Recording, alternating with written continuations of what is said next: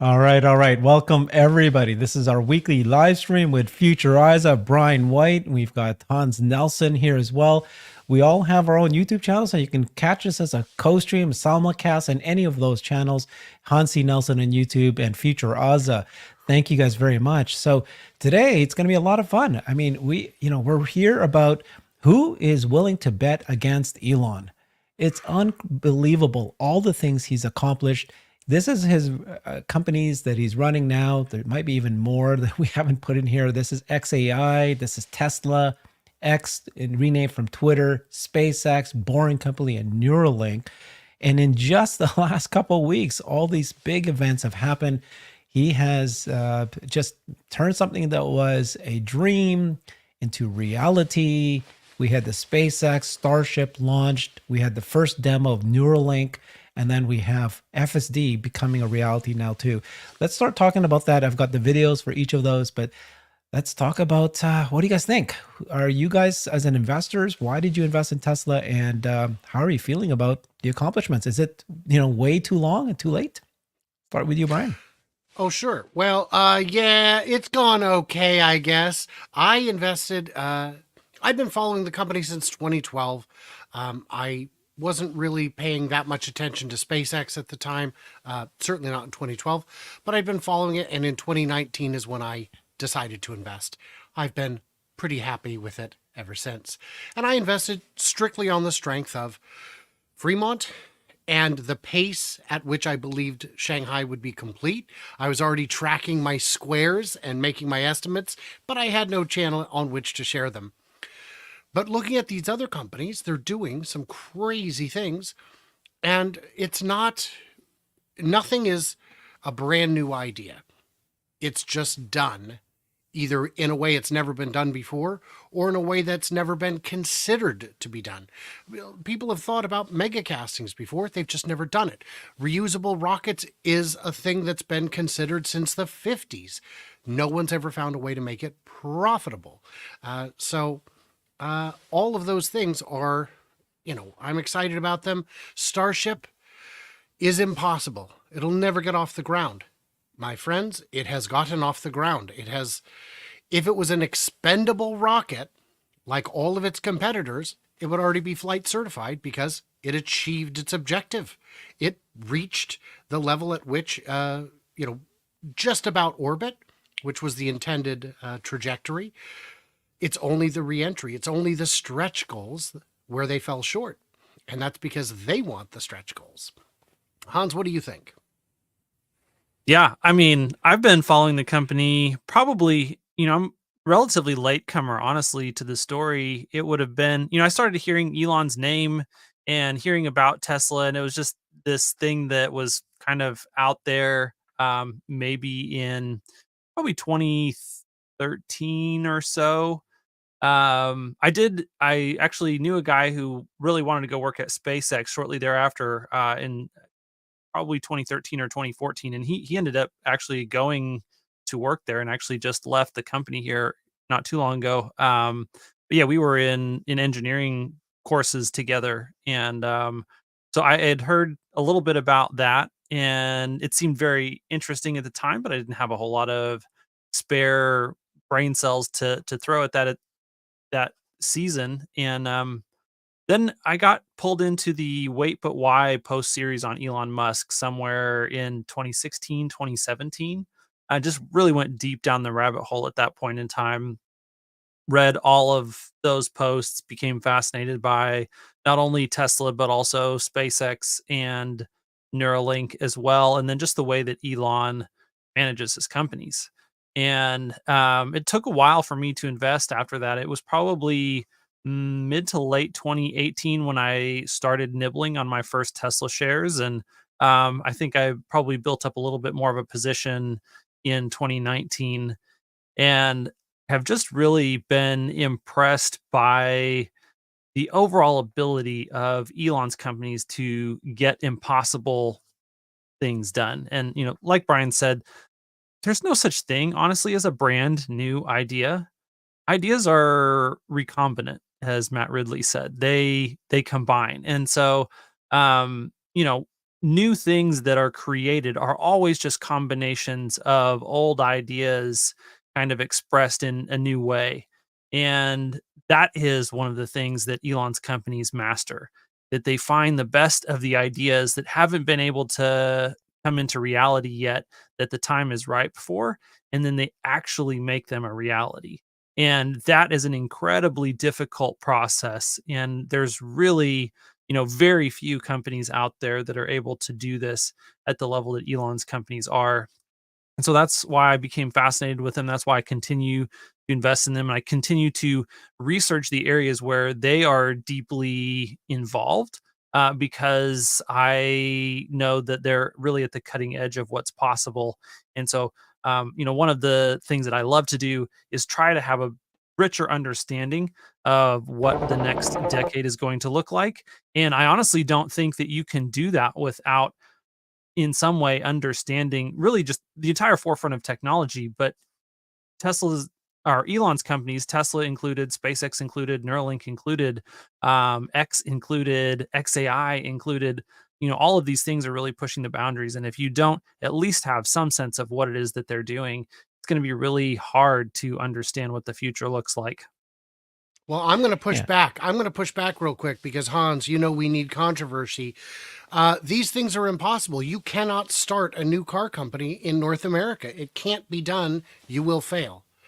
Reusing rockets, launching 2-3 times, twice a day. It was going to be 3, but one of them got bumped on different coasts and recovering the boosters. It can't be done. Bringing the booster back on a crew mission all the way back to launch pad. It's impossible. So building a tunnel under Vegas in a year, basically year and a half, on time, on budget, during a shutdown, it is impossible.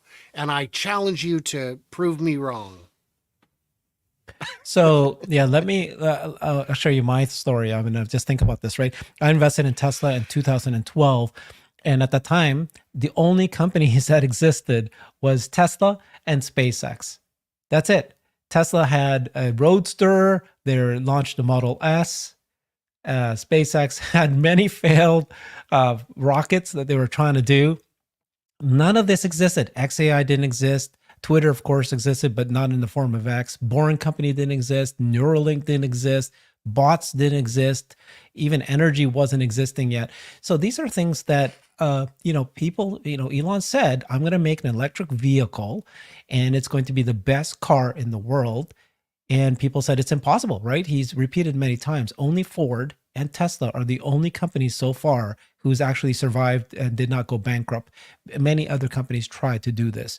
Then he started talking about FSD, let's say 2015. It's 9 years later, and we're not there yet. We don't have robotaxi.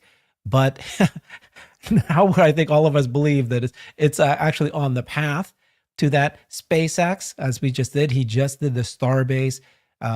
He's talking about X becoming this everyday app with financial transactions. People are still doubting him.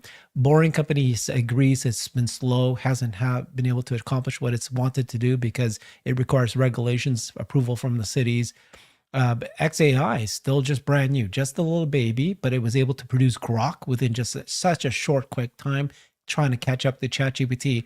And of course, Neuralink. That's the big thing that we could talk about shortly here that goes. So, to bet on X, to bet on Elon is crazy. And that's why we invest, right? They are an innovation engine.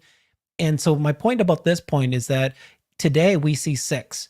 I guarantee you there will be a 7th, there'll be an 8th, there'll be a 9th, and every 2 years there'll be a brand new company. Or just like we saw with Tesla, they added energy, they added bots, they added robotaxi. They're going to add more things to these, and there will be collaboration amongst all of them. So Sawyer had this post just like last week. He said, this is what happened in the Muskonomy. Tesla released its biggest leap ever. 12.3 came out, and this self-driving software is just blowing everybody away. SpaceX successfully launched their Starship, the largest flying object ever put into space, achieving many major mission objectives. Neuralink showcased a groundbreaking demonstration. First person with complete quadriplegia that's actually now in many ways superhuman because they can control a computer with just their mind. He was playing chess. I'm going to play video of that shortly. XAI, open source Grok as a battle against these closed source AI, generative AI platforms that are out there.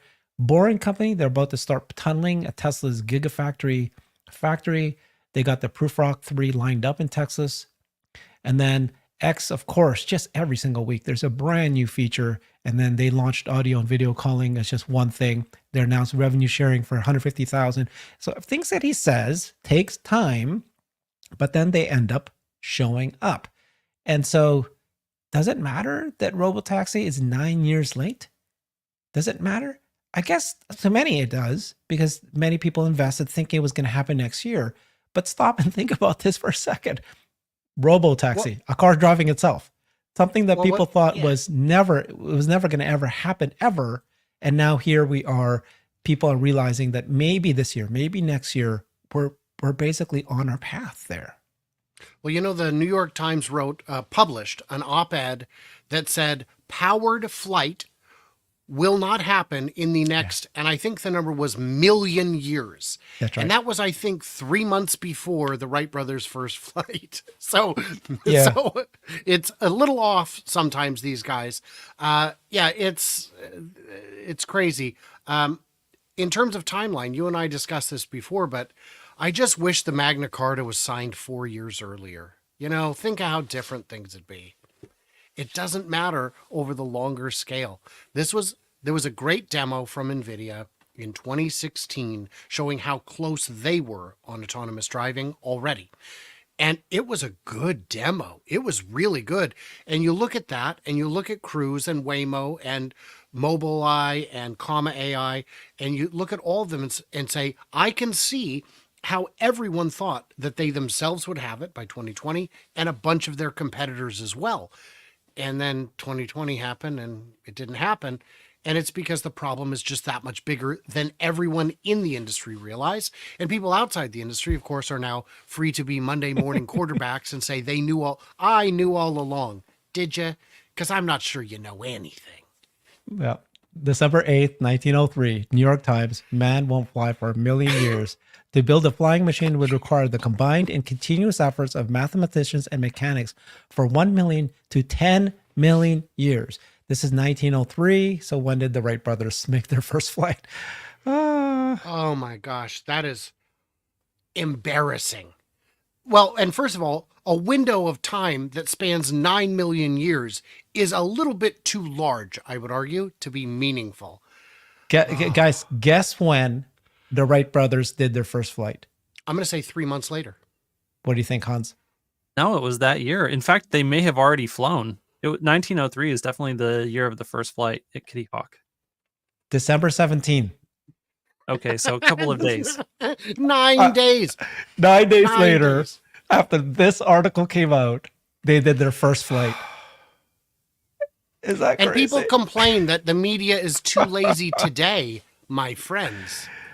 Oh. So, there's so many things that Elon has done, right? I mean, we have to say we have to say it's Elon. Of course, it's the companies, but he built the companies. But the reason I have to say Elon, because it's the Muskonomy, right? It's not just Tesla. He's able to prove once and over again, he can create a company from scratch and accomplish something that seemed to be impossible. So one of the questions I want to ask you guys is, which is the most impossible thing that he's accomplished? Do you guys not think that maybe this All right, we should be streaming live here. is one of the most world. accomplished How's it things? going out there? My name is Bliss, and I'm an engineer at Neuralink. And I'd like to introduce you to the first ever user of the Neuralink device. And I think you're my only telekinetic friend that I have. Yeah, I think so. Yeah, not many more of those out there. You want to introduce yourself? Yeah, my name's Nolan Arbaugh. I'm 29 years old. About 8 years ago, I was in kind of a freak diving accident and dislocated my C4, C5. So I'm a complete quadriplegic. So I'm paralyzed from below the shoulders. I have no sensation or movement below my level of injury, so below my shoulders. Yeah, That about covers it, right? Do you want to introduce some of your dogs here? Let me flip Yeah, the camera so you guys absolutely. can see. Oh, We got dogs all over the place. yeah, that's Montana. The one walking by is Grace. Gracie! Gracie, come here. Hi, Grace. How's it going, Gracie? Yeah.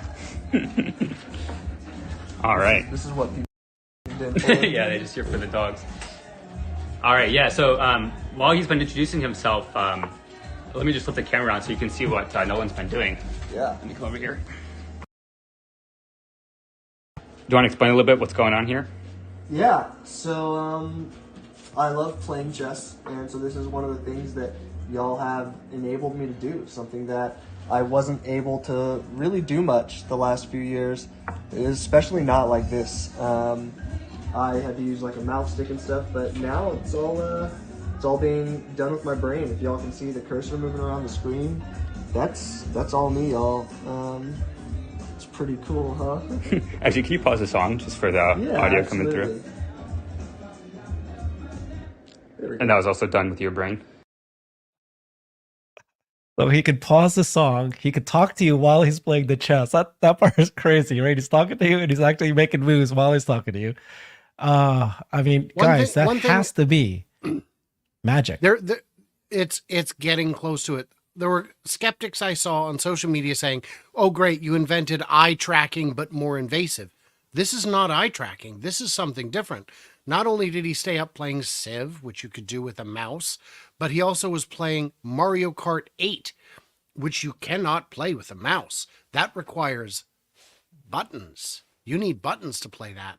And so, and this is worth noticing, this is immediately after he got it done. It kind of works out of the box, which is pretty shocking when you think of what is going on, the science behind it. And other people have said, no, this isn't new. This isn't new. This has been done since the 80s and 90s. They've been experimenting with this. Okay, where is it then? The idea of landing rockets is not new. Only one company is landing orbital class rockets. The idea of tunnels is not new, but only one company found a way to do it for 100th of the price. So I don't need it to be a whole new idea. Grok is not new. It's just Chat GPT, but a little bit behind. Right, but they did it in a fraction of the time with a fraction of the resource. That's interesting. That's commendable. And like you said, Herbert, this is not Elon doing this. This is Elon bringing the right people together, motivating, creating the right environment for teams to feel like they can bring in people who will be empowered to do the absolute most, the absolute best that they absolutely can. And when you're working, how many of us have worked in corporate jobs where everything, where our potential was just crushed every day? We were doing something so far below what we were capable of. And if you ever brought up a new idea, go back to your cube. We don't do that here. This is fulfilling in ways that are hard to explain. I would invest in almost every one of these companies, but I would not invest in Neuralink because I don't want them beholden to shareholders. I want them free to do the best thing regardless of a financial incentive. I mean, crazy, right? So inserting brain chip, connecting to neurons in the brain, they had to invent a machine that can put the needles in very fine threads, doesn't damage the brain or any of the, knowing where the blood vessels are and the neurons are, and then connecting to those neurons and then translating it to data, then controlling a computer just using your brainwaves. And so he just looks at an area and able to turn off the volume, lower the volume of the music that was playing in the computer. He can turn on and off lights, whatever he wants to do at this point. With wireless technology, he can look at anything and control it if they set it up without moving and just using his brain. This is superhuman. This is crazy that's even possible. This is telepathy because Elon's talking about how if I have one and you have one, we can probably communicate much faster, talking and thinking, sharing my thoughts with your thoughts without even saying a word, without typing it out. It'll be faster for you to read my mind. And then this is, I think for me, this is, for me, it's like a superhuman. Like it's taking a human that We didn't just invent the machine, we're actually augmenting our being, our humanity. And it's and then they're talking about that if you have ChatGPT and other technology like that, you can then upload a knowledge base. I don't know how true that would be, right? If I don't know how to play chess, I download the chess module, all of a sudden I can play chess. At the very least, I should be supported to know what to do next because I'll have ChatGPT right there accessible. Yeah, it really depends on how much of your brain they make accessible. And that's one of the things, like Brian said, we've had brain machine interfaces before, and it was established science that you can put an electrode in next to a clump of neurons and that you could kind of tell when they were firing and when they were not firing and actually get useful information out of that. But the actual devices for doing that were huge when you compare them to the actual size of the neurons that they're trying to interface with. And they're very clumsy, very, very invasive, and very low data rate devices. And that is one of the things that is new for Neuralink, is that they're able to use much, much, much smaller electrodes. They're able to place them much more finely. They're able to, because they're smaller and they can place them more finely, they can also use more of them. And so the more of them is the part that we really start to be able to do a lot more fun things with, because, when you are actually using your brain, there's a very complicated number and connections system that they're using to do anything that you actually want to do. And so, to be useful, you actually need to have that higher bandwidth. You need to be able to read more neurons at a single time. And the Neuralink chip is definitely at the forefront. There's nothing else that is out there that has the ability to interface with as many neurons as the Neuralink chip does.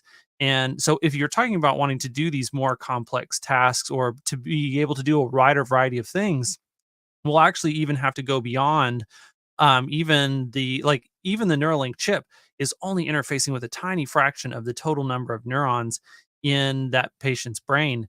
And if you want to be able to interface with the entire brain, that's like the end state goal of Neuralink, is to be able to put an electrode in next to every single neuron in your brain, which is billions and billions of neurons. It's a number that's so large that it's hard to fathom. And the closer that we get to doing that, the more incredible the capabilities that we have.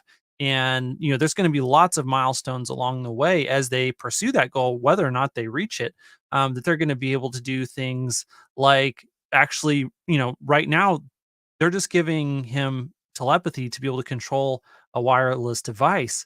But in the not too distant future, we believe it's going to be possible for them actually to be able to restore his motor function so that he can use the rest of his body, that he can feel the sensations that are below all of the areas where he's paralyzed. Like, all of those problems are in the path of what Neuralink is capable of doing.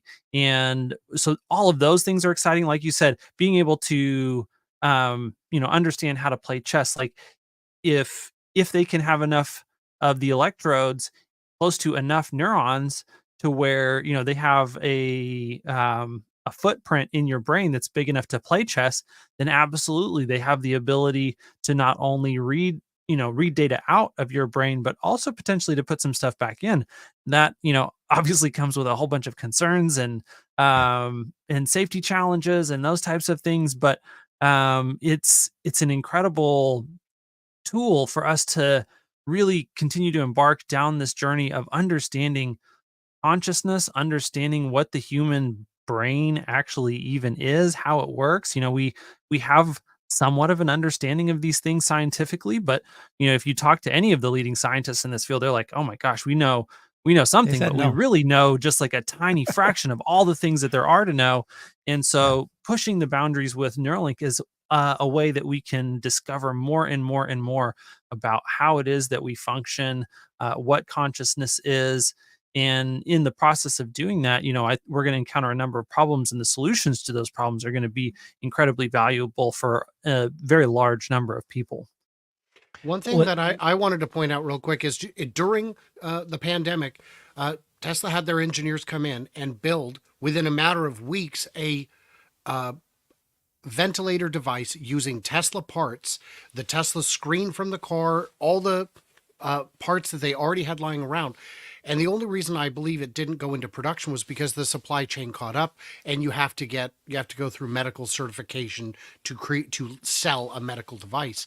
But their engineers are so clever, so smart, and they can kind of do anything. And these are, and right now we're talking about automotive engineers building medical devices. Now let's talk about Neuralink, which is brain engineers building brain devices. And you're right, we are just scratching the surface. I've seen people say, this is crazy, I'd never allow that in my head. Right, but I assume you're not quadriplegic or tetraplegic. If you were, you might have a change of heart. And if that happens, good news, this technology may be available for you at that time. This is, changing the world. I think what's relevant is to realize that Elon had no idea about how to do space. He had no idea how to do Neuralink, right? Which is like medical. It's not even in his wheelhouse. But he just breaks it down, says it's possible, figures out the right people, makes the company happen, and now we've got this. Let's take a look at SpaceX, right? Because if he was able to do this, and this took many, many years for them, this was quite the accomplishment. So this is just happened. What is it, last week, a week and a half ago? Really ambitious goals for today's test. Yeah. But really, we have closed out the prop load on the booster and on the ship.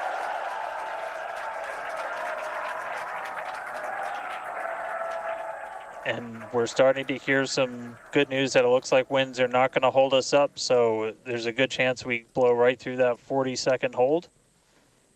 So we're about 1 minute and 20 seconds away. Just walking you through one last time, we're going to see the engines ignite about 4 seconds before we hit our T0. They're going to ignite in 3 different banks. You'll get 13 of the inners, 15 of the outers, and then the last 5 ignite just 2 minutes before T0. And then after that, the quick disconnect will retract. The engines will start to throttle up, and then we'll see liftoff about 1.5 seconds after T0. So we're under 1 minute away. Don't be shocked if we hold at 40 seconds before, but it sounds like the winds are cooperating today. And we'll be able to move right past that, not tracking any other technical issues that could hold us. Proceeding past our QD vent gate.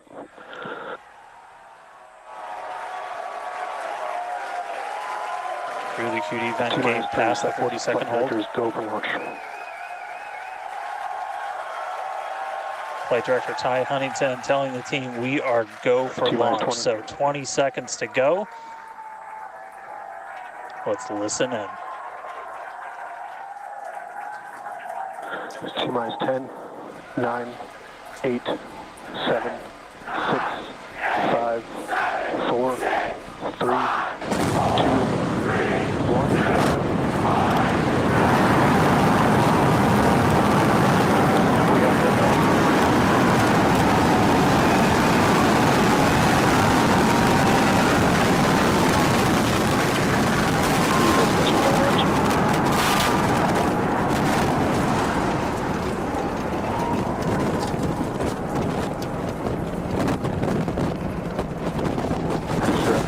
Nominal.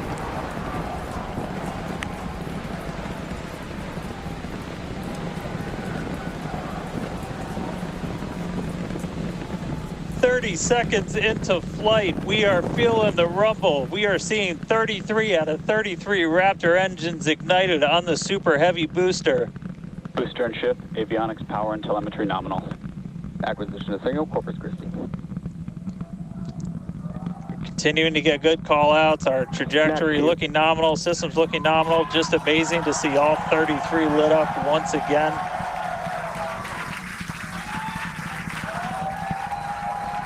At this point, we've already passed through max Q, that maximum dynamic pressure,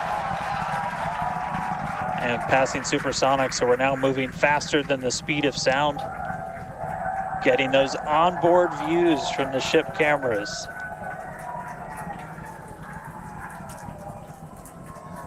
Now the next major milestone is going to be a hot staging maneuver. Again, we're going to be doing that in just about 90 seconds. To do that, we're going to shut down all but the 3 center Raptor engines on Super Heavy. That'll be our MECO, our most engines cut off. And then the clamps holding the 2 stages together are going to release. Starship second stage will ignite its engines, the RVACs first, the sea levels right after that. The sea level engines will be splayed or just kind of pointed out at about a 15-degree angle. So if you look close and we get good tracking, you might be able to see those center right after. And so those 6 engines will push Starship off of the booster.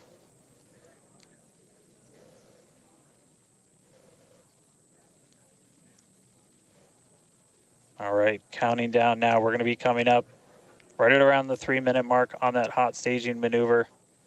Again, we'll see the booster engines start to shut down. You'll see all but 3 lights go out in the middle. And then we'll see the engines ignite on ship, pushing it away. And that will start carrying the ship into space. Booster will start to do its flip and then move into the boost back burn, setting it up for eventual splashdown in the Gulf of Mexico. Stage separation.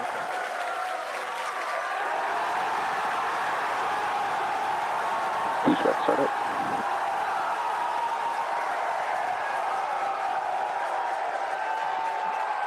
Hot staging confirmed. Booster. Oh boy, oh boy, oh boy, oh boy. Can you hear the cheering and all that? So this is the largest man-made object ever went to space. Tell me about why that's such a big deal, Hans.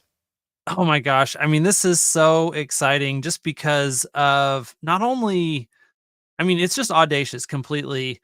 You know, Elon has been chasing this goal for a long time of a fully and rapidly reusable spacecraft.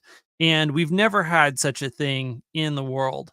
And they've come as close as anybody else has ever come with the Falcon 9 already, which is able to reuse the first stage of the vehicle. And so, you know, the Falcon 9 is a 2-stage vehicle, and the upper stage, it does get expended. It gets burned up at the end.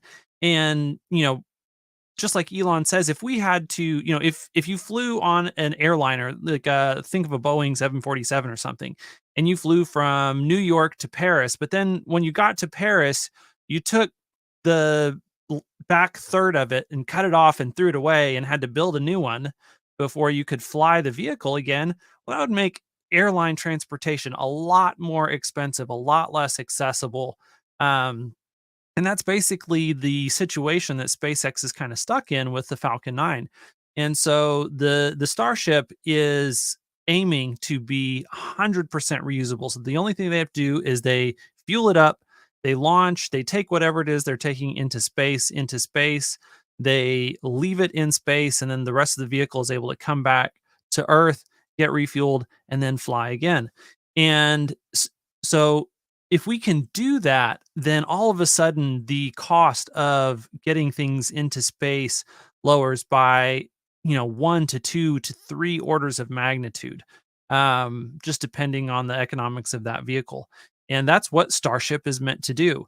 And so not only did they say, okay, we want it to be fully and rapidly reusable, we also want the thing to be freaking huge so that we can take as much stuff to orbit as possible.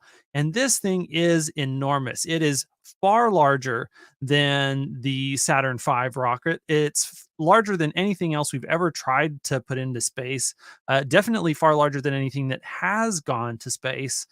And so when you take all of that into consideration, you realize that this thing is going to be capable of actually supporting an economy that exists in space. At first, that will be in low Earth orbit. Then eventually we'll be able to do a lot more stuff on the moon. And then Elon's ultimate goal is that this makes it possible to take thousands and thousands, over time, eventually hundreds of thousands of people and millions of tons worth of cargo to the surface of Mars so that we can set up a colony there. And that is the ultimate goal. Like this big, huge, like I love the term BHAG, big, hairy, audacious goal. Like this is the biggest BHAG of just about anything that we've ever seen in human history, that Elon is trying to put a colony of hundreds of thousands of humans on the face of the planet Mars, and the Starship is the vehicle that has to exist in order for that to happen. But the implications that, even if we make it halfway to that goal, the types of things that are going to be possible are transformative to the existence of humanity as a species, and what it is that we are capable of, where it is that we are capable of going, the types of things that we're capable of learning. And we got so close with that launch, that last launch of Starship, to it actually being on the cusp of fully and rapidly reusable. There was, on the booster's return to Earth, it wasn't able to fully relight all of its engines so that it could actually perform a controlled reentry and controlled touchdown.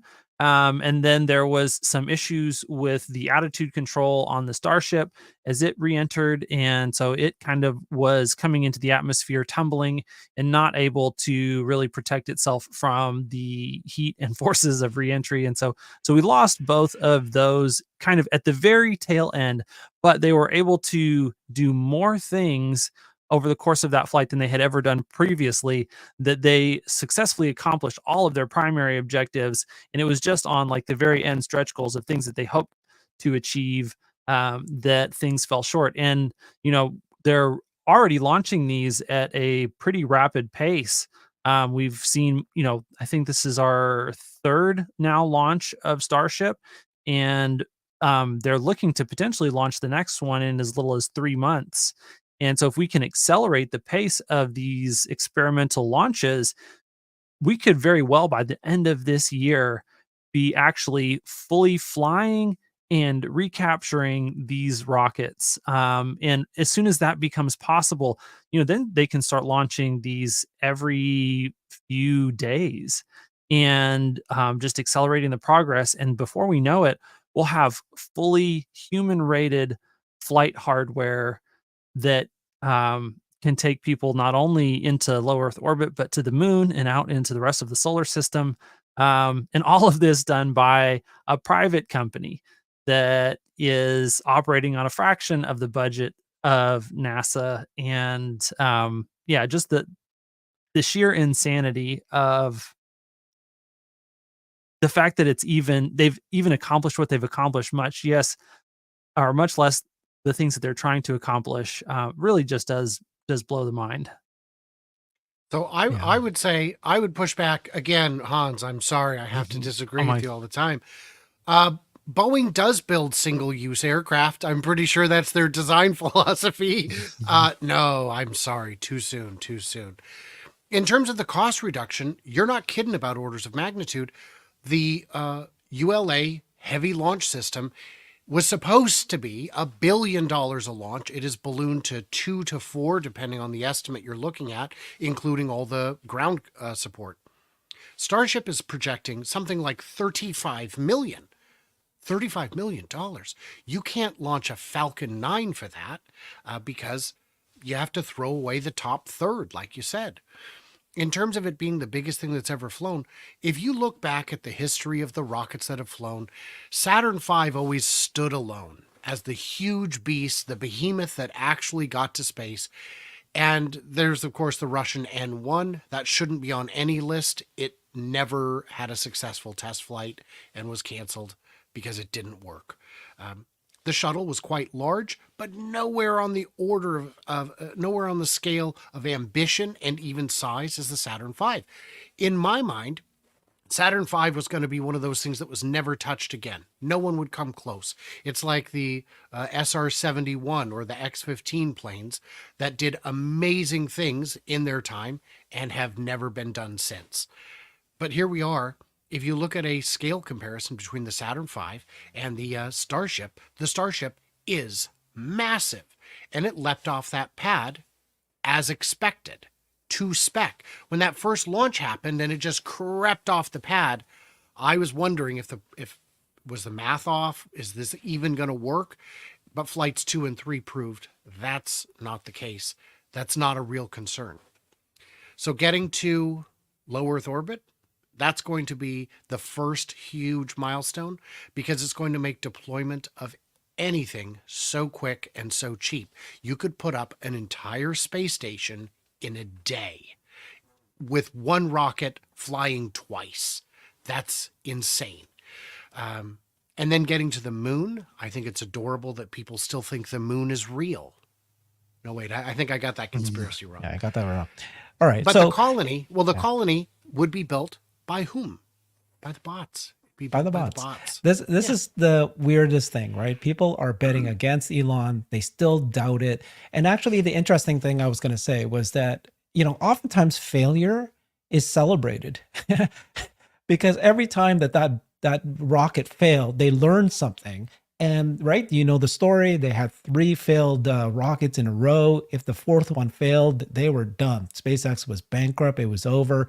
Luckily, that went successful. And every time you see a failure like this, you see the progress and they get past this. And so this is SpaceX. This is a friggin' largest object ever, reusable. The plan is moving along as predicted. And yet people are going, didn't he say that we're supposed to be at Mars by 2026? Taking the impossible but making it real delayed is the joke. Let's talk Tesla, right? So Tesla he's been promising FSD, full self-driving, every year since 2015. That's actually not true, right? Just to be clear, just to be, to tell people exactly what happened. My understanding is in 2015 to 2018, if you listen to his words, he was predicting autopilot. He was predicting that you'd be able to drive very, comfortably on highways. And that is exactly what he delivered. Now, 2018, 19, 20, 21, and 22, he did absolutely kept saying full robotaxi, end-to-end, all that stuff, and that was wrong. Now, here we are today with FSD version 12. Does it matter that FSD didn't appear in the last 5 years? Of course, there's a credibility here. But if you asked anybody, and I did 4 years ago when I started beta testing FSD, and I would ask them, aren't you excited about, cars driving themselves? What do you think the most common answer that I got? Never in my lifetime. Never happened. And they'll give me examples. They'll say, see this particular scenario here, the car will not know, it can't know like a human would what to do. What are we seeing now? This version of FSD learned from watching videos of humans, teaching itself, coding itself, and it even knows that if it's leaving a gated community, it waits for the gate to cross over until it triggers the gate, stop and wait for the gate to open, and then go past it. How did this car learn how to do something like that on its own? So I'm going to play some video here of AI Driver. He's one of the best people you follow on YouTube. He's testing out FSD version 12. He does a really, really good job. I mean, this is just, the visualization is just through the roof. It's amazing how great the visualization is. It sees things you and I can't see because guess what? We have 2 eyes, it has 8. It has supervision. It's looking at this. It's seeing the human crossing the road. It's following it very closely, and it knows it's there. Look how confident it is. And then it shows you, I'm going to go around him at this point. It knows how to do these things. So this is very, very impressive. Version 12. It's basically now improved to the point where people look at all the cars. It's got everything. It can do what you're expecting it to be able to do. I mean, this is crazy. So version 12 is a step change. And I think we are seeing the small number of people who are beta testing version 12 just scream saying how great this is at this point. It's on path at this point to solving the problem. Some people even think by the end of this year. So the biggest change is that it's now no longer compute constrained. Right. And then they showed that they had to have at least 1 million videos before the neural net learned how to learn from watching those videos. And they showed it videos of good drivers. If you just share the videos of how a human driver who's a good driver, that gives it the examples of how you should behave. And the funniest things happen. Emergent behavior starting to see. The one that happened this morning. Did you see this, Hans? The video that went viral this morning where FSD 12 is parked. There's a red light, so there's all the cars parked, and then realize that behind it, you know how sometimes you're parked and then you're blocking the intersection? There's a car that wants to go behind it to cross the intersection, and the car moved forward to give it space. You know, like Elon actually liked it. So the question is whether or not was this just fluke? The car was parked, and then it decided to just creep forward because the car behind it was wanting to get in behind it. These kinds of things are emergent. Nobody coded that. It just knew that it needed to do that, should do that. It was being very nice. I mean, it's things like this that show you that tell me what edge case can't be solved. If you just feed it more videos of a certain edge case, then it learns what to do in that scenario. What do you guys think? I will tell you real quick before I hand it over to Hans, is your friends were right. It'll never happen because you cannot hand code a system that can handle every exception. You need something that drives like a human, thinks like a human. And in 2015, that didn't exist. So it's impossible until it isn't.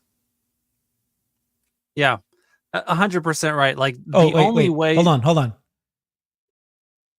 So it's a long line, right? It's a long line on the left. And is that the one that is trying to find a way to get in? No, this wasn't it. Oh, what the hell? It still did it. Did you see that?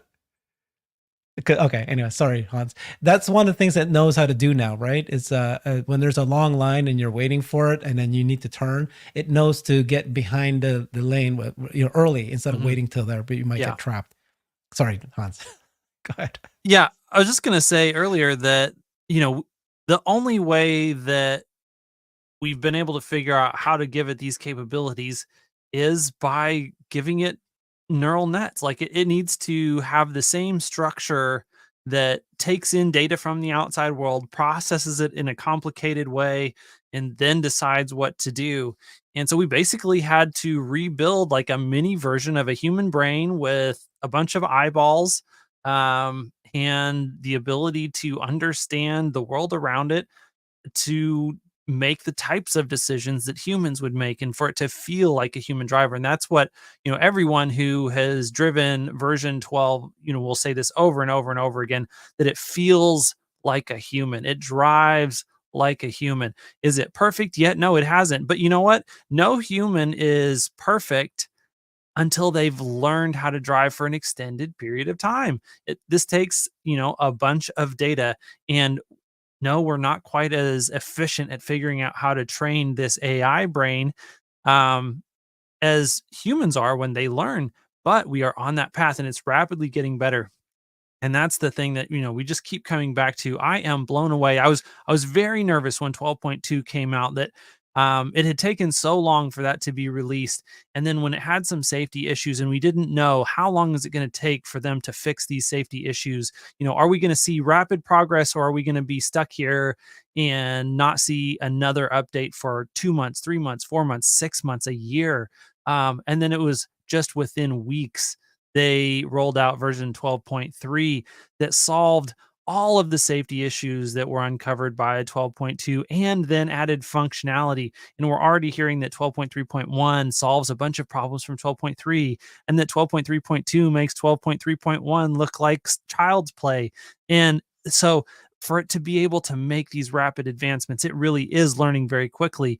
And so the lack of compute constraint that we have apparently now, and their ability to just quickly find whatever data it is that they need to find in order to make the improvements that they need to make moving forward. Like the entire flywheel is working, and it's able to produce far and away, the most advanced autopilot, full self-driving, whatever you want to call, the synthetic artificial intelligence driving technology. And as Elon said the whole time, it's doing it using essentially a recreation of the same sensor suite that humans use, which is just cameras. Like, we're just going to look and we're going to understand what we see. And after we've understood what we see, we're going to make an intelligent decision about how to behave. And I'm blown away by how fast things are moving, and super excited about, the pace of progress and what the end state of this implied ramp is that we're on right now in progress and functionality. Okay, I was trying to find that spot and then I lost it. Did you see that? The cars. I was looking for it too, and I also didn't see it, but I know what So you're no, talking there's about. so many spots here that's very cool. So here, I think this is it. Okay, see, so it's going straight, right? And then there's a car that's perfectly fine, trying to get into the lane, and the car FSD decides I'm going to park farther away. I don't need to go there to give this guy space, and then he lets him in, and then he moves forward. That's human driving. That's not coded. It needs to know, is that car going to try to get in? How far how far away do I go? So it's one thing to say that this is, it's like, it can do this edge case, that edge case. What you're looking for is, does it behave like a human, a good driver? And these are so many now. I just listed 3 today of different things that the car now is able to do just by it. And then it's teaching itself. And so it really is no longer compute constrained. They just need to throw more videos of good drivers. And you can already see at this point that it can accomplish anything. So here we are. So as an investor, very disappointed it didn't happen sooner. But then when you step back and realize this is a car driving itself, and it's 2024 and we're here. So the bet on Tesla stock is that it's an innovation company, that they can take something that's impossible and make it real. It's coming. So I don't know who else would doubt them. Absolutely. Yeah. So tell me about Dojo and what is this question that people are asking? Sure. So we're getting a bunch of questions, some fantastic questions, some valid questions about where are we at with Dojo? Why are we buying more NVIDIA clusters when Dojo should be done by now, should be done years ago? So I had a chance to talk with an engineer from IBM when I was at CES, and he is a senior chip design engineer. And I asked him, I said, what can you tell me about your chips? And he said, I can't tell you anything about what, I don't answer those questions. I said, what can you tell me about Dojo? He said, I know about Dojo because I have supported it. I watched the unveiling, and then it was my job to scour through it and to see if there was any IP that infringed on ours. There was not. And I kept digging because I'm a chip engineer and this is a new chip. I'm excited. And I said, why is it taking so long? He said, it isn't. This is how long it takes from the time you've got a chip to the time you actually get to use a chip. Because once you've got it designed, then you've got to build it. That's the phase they were in.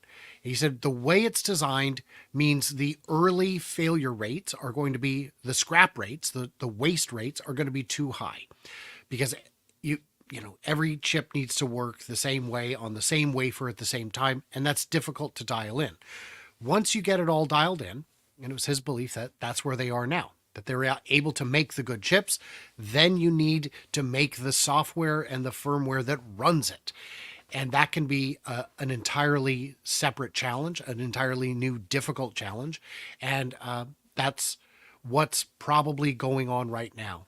He said if it comes out in the next year or 2, that would be perfectly on schedule. If it comes out in 3, that's probably still on schedule.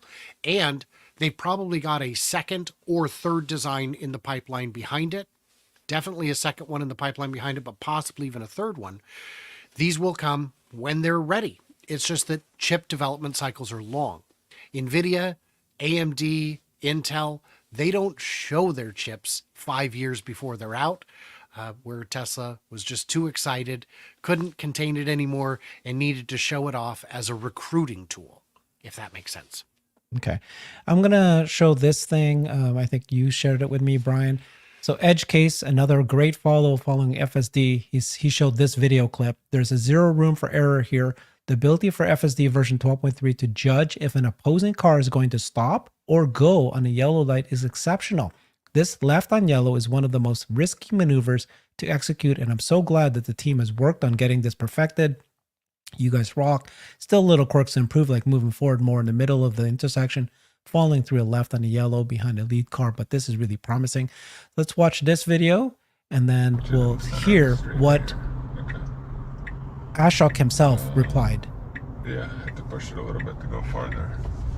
Oof! Look at that. Oh my so gosh. Good. Yeah. Man. So that is absolutely human-like, right? The that you're gonna go forward when they're still moving, and you're gonna go behind them. So this is what Ashok said and replied to that. Ashok is in charge of the Tesla AI, autopilot, and FSD, and he said that pulling these off requires extremely accurate prediction in space and time. And he's Question for very you. happy. He said, I have to push it a little bit. Was he giving it juice? Was he giving it an intervention? I didn't hear that part. I think he was saying that he, based on other comments I've seen him make in other places, I think he did hit the accelerator just a little bit to get it to move forward so that it would be in a better position to finish the maneuver when it was done. And so I think that, I mean, I guess you call that an intervention. It wasn't a disengagement, but it was a slight intervention. But then it was the thing that finally made the decision to go and was able to finish the turn completely on its own. Great. And Okay. yeah, my friend Jeff was saying, and Jeff had worked at Apple for a number of years as a engineer there. He was saying that the way he looks at interventions, not disengagements, but interventions, is as him, anytime he gives it input, he gets a vote on what happens. It's not always something that the car will take into account, especially with speed. You can adjust the speed all you want. You're not going to run into the car in front of you. But he is hopeful that all of those little interventions go back and train the system a little bit better. And like Herbert and I were talking about on another show, it makes it so that the more people who have FSD in operation, in use, the better the quality of data. Because like Herbert was telling me on a different show, running in shadow mode is great, but running live with a human to give you those votes can be a lot more valuable. Yep. All right. So here we go. This is Tesla. This is Elon Musk economy. We've got Tesla that has the largest supercomputers, the top 5 supercomputers. They claim to get 100 exaflops by the end of this year. Do you still doubt it? Well, maybe you might doubt that it might not happen this year, maybe next year, maybe the third year, but they're more likely to not going to get there, right? Do you doubt that they're going to solve robotaxi? Do you doubt that they're going to solve bots? Look at the progress that they made in bots. They were so far behind. Then they just created this industry. They've got this incredible bot that is able to do AI. You've got energy. They're doubling energy this year. They've already launched that. They just started construction of the Megapack factory. They've got massive ambitions. Master Plan Part 3, and it's like amazing to invest in a company that has these massive market. The thing about Tesla, right, is that all the markets that they decide to go to are the largest markets that you could possibly get. The next one might be pharmaceuticals. Maybe all this talk about Elon and pharmaceuticals, maybe that's what it is. He's experimenting to see which drugs he might want to create next. I would not put anything beyond him of what he can accomplish. If he thinks it's important, my guess is that he's going to get into the next thing we're going to hear is homes and HVAC system. And there's going to be another new business, whether it's within one of these businesses or a brand new one that he's going to launch every 2 years. He's got big ambitions. He can accomplish things. And I think it's going to be homes because that's what Mars needs, right? These kind of cheap, fast produce homes that has good HVAC systems that they already have. Oh man, it's a great time to be alive, but also a great time to be invested. And personally, that's why I do this. It's like, it's what's to come and what's unknown. And I guess I'm more of an optimist. And yet we're being proven that it's possible, right? Absolutely. And, I'm only a pessimist when it comes to disagreeing with Hans. No, I get it. But no, it's, you can find something negative to say about any of these, and people do, and we see them nonstop.